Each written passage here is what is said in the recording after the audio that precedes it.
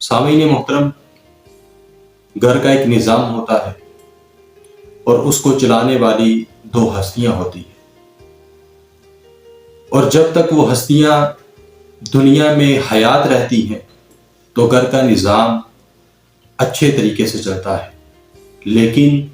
جیسے ہی وہ ہستیاں دنیا سے رخصت ہو جاتی ہیں تو گھر کا سارا نظام مشکل میں پڑ جاتا ہے، درہم برہم ہو جاتا ہے، اس ترتیب کے مطابق نہیں چل پاتا جس طرح وہ دو ہستیاں چلاتے ہیں۔ یقیناً وہ ہستیاں انسان کے والدین ہیں۔ سامعین محترم، محبت کا لازوال چشمہ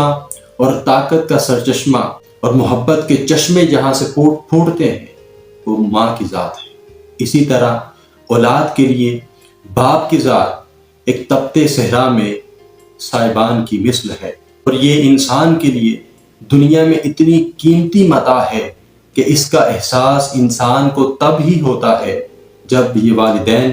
دنیا سے رخصت ہو جاتے ہیں۔ تو سامعین محترم، اسی قیمتی متاع کو مد نظر رکھتے ہوئے جو دین اسلام نے ان کے ساتھ حسن سلوک رکھنے کے حوالے سے اولاد کو تاکید فرمائی اور جس قدر احکامات بیان فرمائے وہ بے مثال ہے، لاجواب ہے اور لامحدود ہے۔